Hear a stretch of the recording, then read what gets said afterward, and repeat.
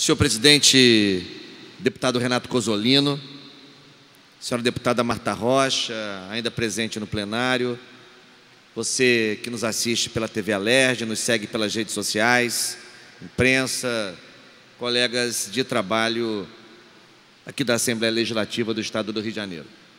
Senhor presidente, eu quero, em primeiro lugar, fazer uma breve crônica da sessão de hoje, em que votamos vários vetos parciais ou totais apostos pelo governador a diferentes projetos de lei, e queria destacar alguns deles. Em primeiro lugar, destacar como muito positivo, como muito positiva, a derrubada de um veto, que era o veto a uma mensagem do próprio Poder Executivo, mas na verdade há uma emenda que durante os debates aqui em plenário, essa mensagem recebeu, que prevê, esta emenda do deputado Paulo Ramos, que o plano de cargos, carreira e vencimentos dos profissionais da área da saúde da rede estadual não seja atingido pelas limitações fixadas no âmbito do acordo de recuperação fiscal entre o Rio de Janeiro e a União. É bem verdade que é apenas para limitar, para proteger, para fazer uma blindagem desse plano de cargos em relação a essas limitações, mas é preciso ainda que o governador remeta a mensagem do plano de cargos, porque é uma demanda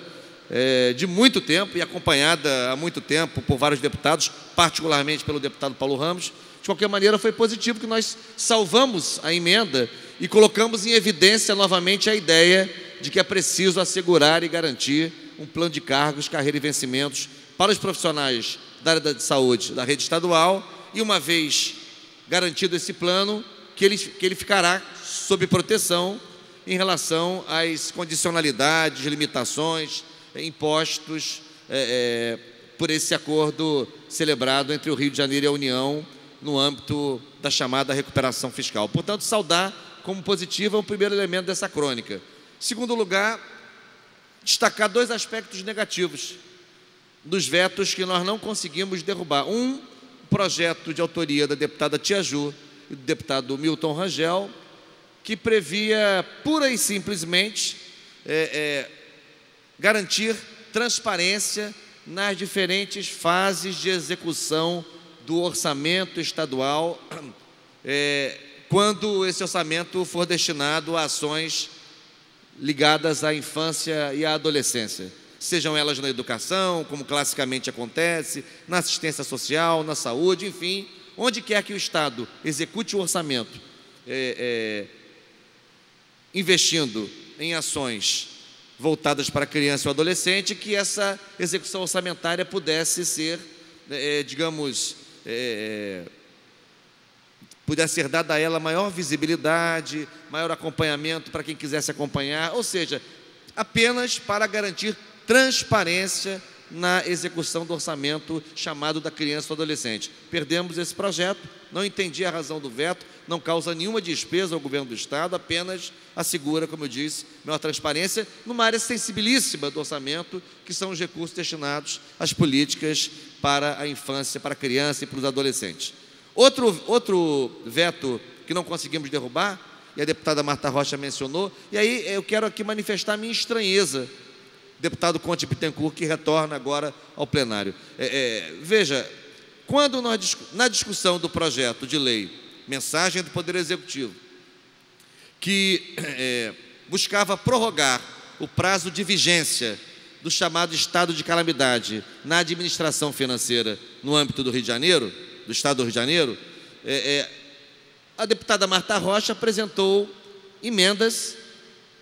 para assegurar a contratação de profissionais papiloscopistas e oficiais de cartório, Polícia Civil e soldado da Polícia Militar. Aliás, precisamos de todos esses quadros nas forças de segurança do Estado, e o próprio artigo 4º, na nova redação dada a esta mensagem, garante como despesas prioritárias, mesmo dentro desse contingenciamento, dessa situação calamitosa assumida pelo próprio governo quis consagrar em lei a calamidade, garante como área prioritária de despesas, de investimentos, a segurança pública. E quando fizemos essa discussão aqui, deputado Conte Bittencourt, me lembro com galerias cheias, os deputados no seu conjunto aprovaram a matéria. Houve até aplausos quando a emenda foi aprovada, enfim, e agora a emenda o veto foi mantido. O governador vetou a matéria, a emenda, vetou parcialmente, portanto, o projeto, sob a alegação de que essa situação já está encaminhada. Já está encaminhada, não é necessário que isso conste em lei. Bom, mas se já está encaminhada, por que não contratou esses profissionais? E eu não entendi também por que deputados e deputadas que aplaudiram, né, o oferecimento da emenda, aplaudiram a sua aprovação, poucas semanas depois, né, acabam se posicionando de forma completamente diferente. Eu quero lamentar também a perda desses conteúdos nesta mensagem que foi aprovada apenas parcialmente pelo governador. E quero, claro, registrar 2 vetos que conseguimos derrubar. Um deles referente a uma proposta que fiz, né, para a criação, autorizando o Poder Executivo a instituir um cadastro de pessoas com altas habilidades ou superdotação que estejam inseridas, matriculadas na educação básica ou na educação superior no estado do Rio de Janeiro, né? Embora com dotação intelectiva muito avançada, essas pessoas, deputado Conte Bittencourt, se inscrevem no campo da educação especial. Requerem muitas vezes abordagens especializadas no acompanhamento de suas trajetórias escolares, que são muito acidentadas do ponto de vista do avanço rápido que elas costumam ter em relação ao conjunto de estudantes das diferentes etapas de escolarização. O projeto recebeu um veto, que eu também não entendi a razão, um projeto que apenas busca criar subsídios para que o Estado desenvolva políticas públicas voltadas para uma efetiva inclusão desses alunos, superdotados ou com altas habilidades. Agradeço ao deputado Conte Bittencourt, que no Colégio de Líderes defendeu o projeto, defendeu a manutenção do projeto, portanto, a derrubada do veto, e eu quero, portanto, agradecer que essa lei tenha sido salvaguardada e se tornará, portanto, o diploma legal do Estado do Rio de Janeiro. E o outro projeto foi a proposta que nós fizemos para garantir uma das joias da coroa de Niterói, garantir que ela seja reconhecida como patrimônio cultural de natureza imaterial do nosso Estado, deputado Renato Cozzolino, que é um projeto que existe desde o ano 2000, né, em Niterói, chamado Aprendiz, Música nas Escolas, que é um diferencial incrível nas trajetórias escolares, na trajetória de vida de milhares de alunos da Rede Pública Municipal de Educação e de suas famílias, introduzindo a música na vida desses alunos. Alguns deles têm a música apenas como uma ampliação do seu repertório cultural, que já é muita coisa, ou apenas nem cabe aqui, mas outros avançam muito na música, se tornam músicos, se tornam, enfim, especialistas em determinados instrumentos musicais, no canto coral. Portanto, foi uma maneira de homenagear uma trajetória bem-sucedida, que teve intervalos turbulentos, enfim, como qualquer política pública, mas efetivamente se consagrou em Niterói como importante componente da política pública de cultura, praticamente nos últimos 20 anos, atravessando diferentes governos municipais e, sobretudo, afirmando a escola pública como lugar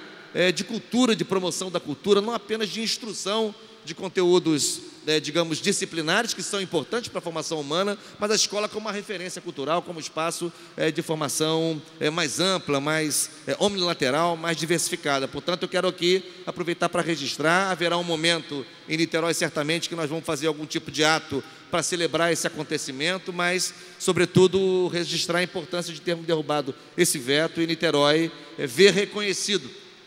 em todo o Estado do Rio de Janeiro esse projeto que ela construiu, que ela forjou para qualificar a formação das crianças e adolescentes que frequentam, desde o ano 2000, diferentes gerações, diferentes promoções de alunos, a rede municipal de educação de Niterói. E eu queria, ainda na minha intervenção, fazer a menção à audiência pública que fizemos hoje na Comissão de Educação, como fazemos tradicionalmente às quartas-feiras, e como se faz isso há mais de uma década no Parlamento Estadual, não é isso, deputado? Há mais de uma década, e hoje tivemos uma audiência específica para discutir a questão da execução orçamentária da UESO, do nosso Centro Universitário Estadual da Zona Oeste, né? Essa que constitui o tripé das instituições universitárias estaduais, junto com a UENF e com a UERJ. E hoje tivemos mais uma rodada de discussão sobre a UESO, não foi a primeira audiência, uma de muitas, mas essa especificamente voltada para começar a, enfim, esboçar as possibilidades de emendas ao orçamento estadual para 2018, de modo a atender ou a aplacar as dificuldades e necessidades, enfim, enfrentadas pela UESO. Eu quero apenas destacar 2 ou 3 pontos, não irei mais longe do que isso. Primeiro, dizer que há 12 anos que a UESO entrou em funcionamento, e quando isso aconteceu, abriu-se uma perspectiva muito alvissareira para a Zona Oeste da cidade do Rio de Janeiro e os municípios e regiões circunvizinhas, adjacentes, tendo em vista que esta é uma região da cidade, como Vossa Excelência sabe, com grande adensamento populacional, né? Na verdade, a população da Zona Oeste é superior à população de todos os municípios do estado do Rio de Janeiro, à exceção da capital, evidentemente. A Zona Oeste participa de maneira substantiva, né, da arrecadação de tributos, sejam municipais, sejam estaduais, portanto, contribui de maneira ostensiva pela rede de negócios de diferentes portes e diferentes naturezas que são realizados na Zona Oeste da cidade do Rio de Janeiro. E a Zona Oeste tem também um conjunto de demandas represadas há muito tempo, né? Um conjunto um quadro de desassistência em várias áreas da vida social e, consequentemente, a chegada de empreendimento de caráter universitário, embora ainda não uma universidade plenamente, mas um empreendimento educacional de ensino superior, de caráter universitário, com professores todos com doutorado, atuando em áreas específicas voltadas para o avanço, tanto na formação de quadros, quanto na inovação no campo da tecnologia. Isso foi visto e interpretado corretamente como a possibilidade de um novo ciclo, né? Um novo ciclo de desenvolvimento, de investimentos, de aproveitamento das enormes potencialidades daquela região da cidade do Rio de Janeiro. Entretanto, 12 anos depois, isso se transformou em muita frustração, desencanto, desalento, inquietude, incerteza e até desesperança. Eu diria que nesses 12 anos, deputado Conte Bittencourt, a UESO teimosamente resistiu, fundamentalmente pelo compromisso, pela abnegação, pela entrega do seu corpo de professores, do seu corpo de servidores técnicos, que são inclusive técnicos laboratoriais. A universidade, a UESO, o Centro Universitário, não tem servidores técnicos administrativos nos seus quadros. E além disso, é claro, auxiliada nesse intervalo de tempo por apoiadores, alguns lutadores, inclusive aqui dentro do próprio Parlamento Estadual, que levantaram a bandeira da UESO e tentaram minimamente mantê-la em funcionamento. Mas essa situação está chegando a um limite. É preciso encontrar uma solução duradoura para as universidades estaduais, e entre elas a mais frágil, ainda em processo de consolidação, ainda em processo de estruturação, eu diria, nem sequer de consolidação, que é a UESO. E eu não tenho dúvida que uma das contribuições decisivas nessa direção seria o Parlamento Estadual, esta Casa, a Assembleia Legislativa, colocar em votação proposta de emenda constitucional que tramita, né, no Parlamento, sobre o repasse do orçamento programado da UESO, da UERJ, da UENF, sob a forma de duodécimos, para que essas instituições possam minimamente se programar frente às despesas que têm que honrar ao longo do exercício. Não quer dizer que os repasses duodecimais são a salvação da lavoura e vão resolver, não é isso que eu estou falando, mas elas não podem ficar meses e meses, às vezes mais de um ano, sem notícia de repasses, exceto para pagamento de pessoal, embora agora já estejam novamente com salários atrasados, como já mencionou aqui a oradora que me antecedeu, a deputada Marta Rocha, estão completando agora, 15 de outubro, se o pagamento não foi efetuado, 2 meses sem salário, fora o 13º, ou seja, é um novo ciclo de atrasos acumulados de pagamento de salários, mas de qualquer maneira, é uma contribuição decisiva nesse momento crítico, que a Assembleia Legislativa pode dar em favor, em direção, em compromisso com as universidades estaduais, o UERJ, o ENF, e especialmente a UESO, que eu destaquei hoje na intervenção de hoje, por causa da nossa audiência pública. Lembro que é uma PEC que teve origem no deputado Luiz Paulo, deputado Conte, outra PEC também com o deputado Bruno Dauari, depois outros deputados foram se incorporando a essas iniciativas com emendas, enfim, eu mesmo sou um deles, mas hoje o mais importante é que essas PECs, que há mais de uma tramitando, sejam aglutinadas, porque todas elas vão na mesma direção, que é garantir o repasse duodecimal às 3 instituições, e é um compromisso nosso, né? A PEC não depende, como todos sabemos, de sanção governamental, né? Uma vez aprovada na Casa, ela é promulgada pelo próprio Poder Legislativo, portanto, seria uma palavra forte, uma palavra de compromisso, uma palavra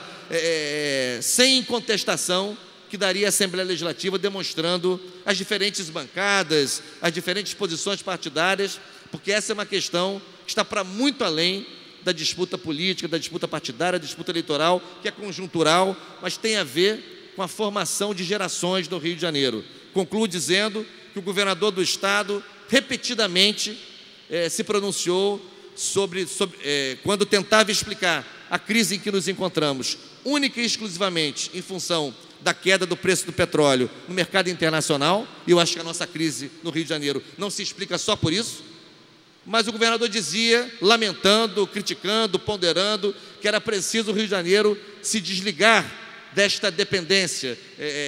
exagerada do arranjo produtivo do petróleo e apostar em outras direções, em outras vocações, em outras potencialidades. Eu me pergunto como isso é possível, não apenas no Rio de Janeiro, mas em qualquer lugar do mundo,